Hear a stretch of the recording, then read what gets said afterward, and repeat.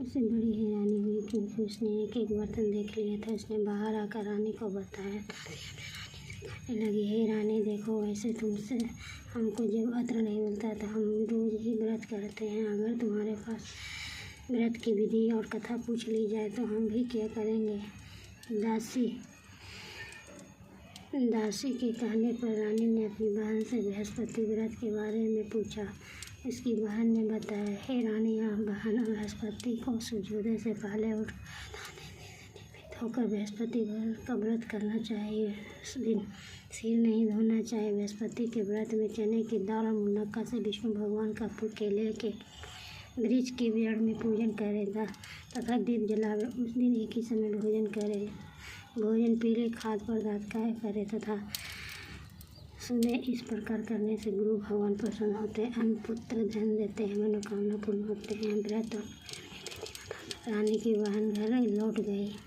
रानी और दासी दोनों ने निश्चय किया कि बृहस्पति देव भगवान का पूजन जरूर करेंगे। 7 दिन बाद जब बृहस्पतिवार आया तो उन्होंने व्रत रखा। गौशाला में जाकर चना और गुड़ बिना लाए तथा उसके दाल से केले के व्रत किया था।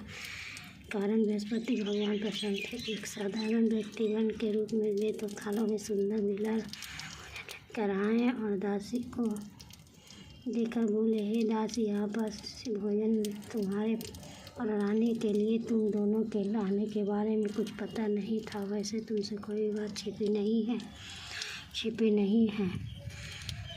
हे दासी, यह भोजन तुम्हारे और रानी के लिए तुम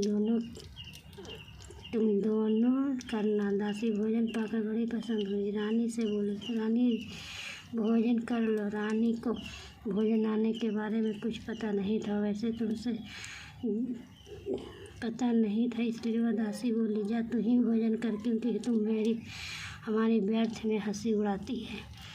एक व्यक्ति भोजन दे गया। रानी कहने लगी, वह भोजन तेरे लिए दे गया है, तू ही भोजन कर। दासी ने कहा, वह व्यक्ति हम दोनों के लिए 2 थालों में भोजन दे गया, इसलिए मैं और आप दोनों साथ में गुरु भगवान को नमस्कार कर भोजन आरंभ किया। जय बृहस्पति भगवान, जय लक्ष्मी भगवान जी। उसके बाद से वे प्रत्येक बृहस्पति को गुरु का पूजन करने लगे। बृहस्पति भगवान की कृपा से उनके पास धन हो गया, परंतु रानी पहले की तरह आलस्य करने लगी। देवता से बोली, देखो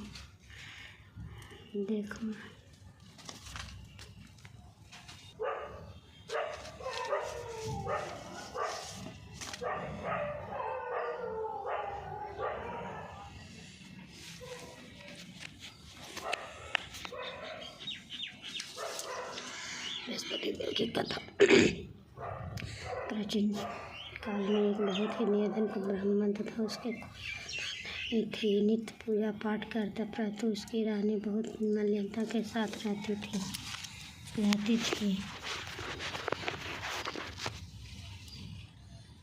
बहुत मलिनता के साथ रहती थी।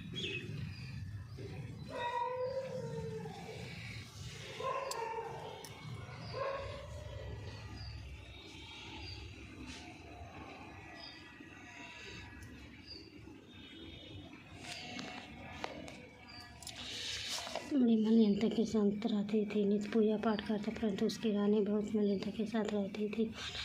तो न किसी देवता का पूजन करती थी। प्रातः काल उठते ही सर्वप्रथम भोजन करती, बाद में कोई काम काज करती थी। ब्राह्मण देवता बहुत दुखी रहते थे। पत्नी को बहुत समझाते, किंतु उसका कोई परिणाम न निकला। भगवान की कृपा से ब्राह्मण की स्त्री के उत्पन्न हुई। कन्या अपने पिता के घर में बड़ी होने लगी।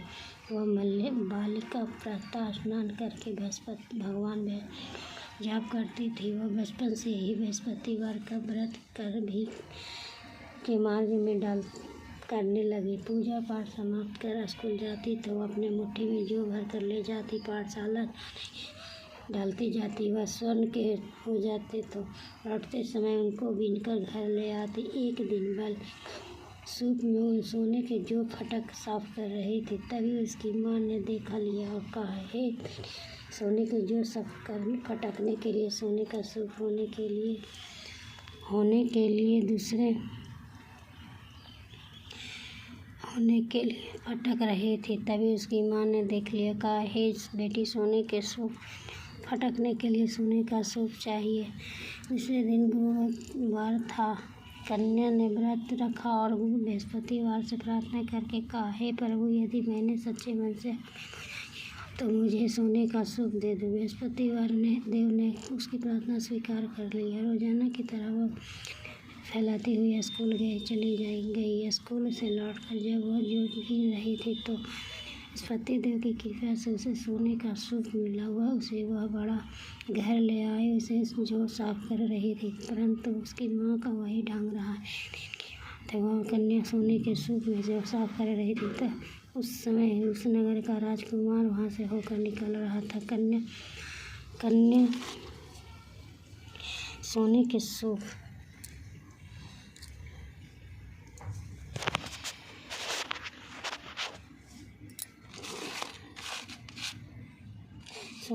फाटक साफ कर रही थी। तभी उसकी माँ ने देख लिया तो कहा, सोने का सूप दे दो। बृहस्पति देव ने प्रार्थना स्वीकार कर लिया। सोने फैलाती हुई स्कूल चली गई। स्कूल से लौटकर जब वह जो गिन रही थी तो बृहस्पति देव की कृपा से उसे सोने का सूप मिला। उसे आई और उसे साफ करने लगी, परंतु उसकी माँ का वही ढंग रहा। एक दिन की बात, वह कन्या सोने का सूप साफ कर रही थी। उस समय उस नगर का राजकुमार वहाँ से होकर निकल कन्या रूप में सोने का सूप साफ करते हुए उस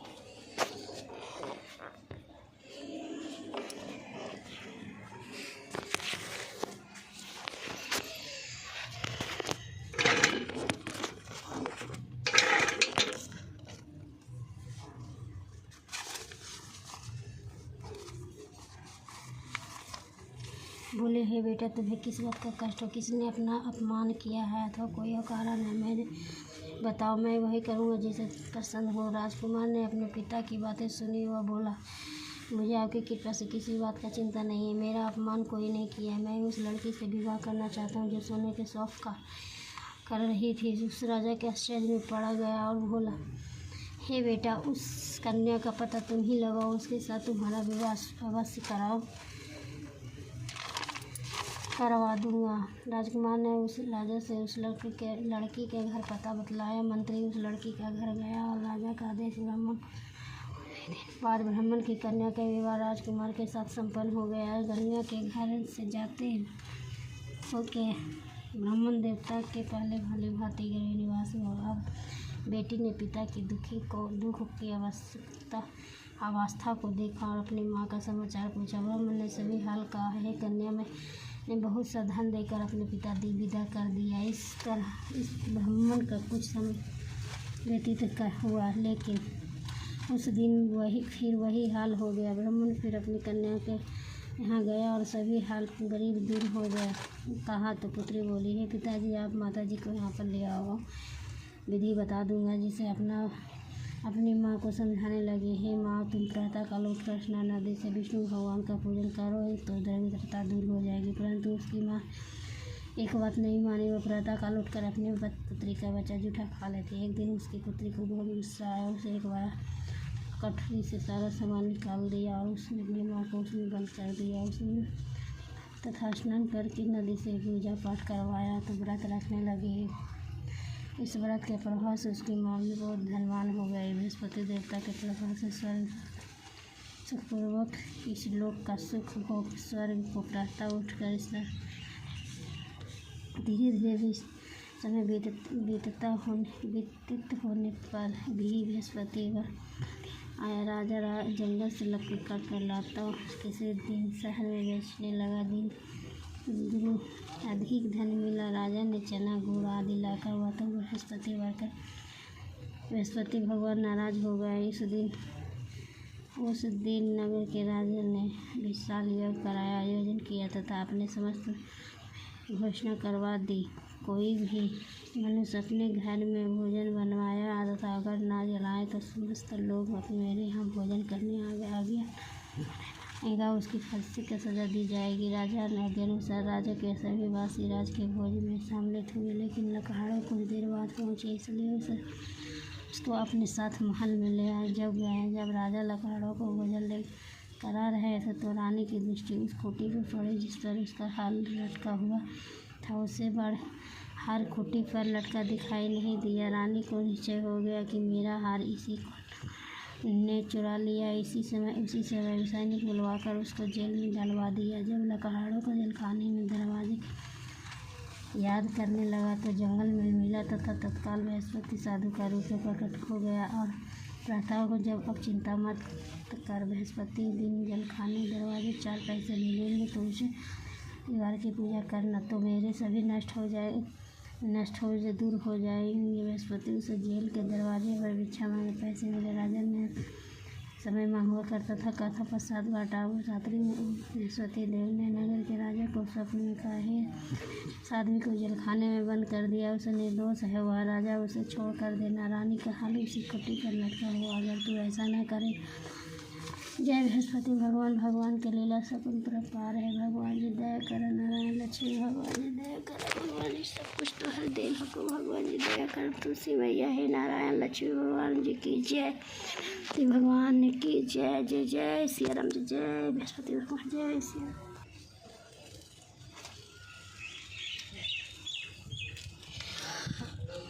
ओम जय जगदीश हरे स्वामी, जय जगदीश हरे भगवान क्षण दूर करे जो धावे फल पावे दुखी से सकतम तनका माता पिता मेरे शरण जिसके नहीं तो आस करूं, जिसके परम पिता परमेश्वर सबके स्वामी करुणा के सागर में नूर फल का मैं किसी भी नहीं मिलूँ। गाय माँ तुमको संतान की सेवा धन मन से पूछे तेरा अर्पण क्या लगे मेरा। ओम जय जगदीश हरे भगवान क्षण में दूर करिया, भगवान जी नारायण, भगवान जी बृहस्पति, भगवान जी तुलसी मैया, हे दीनानाथ, हे सभी भगवान जी शनिदेव, भगवान जी जय श्री राम, हर हर महादेव, हर हर महादेव, हर हर।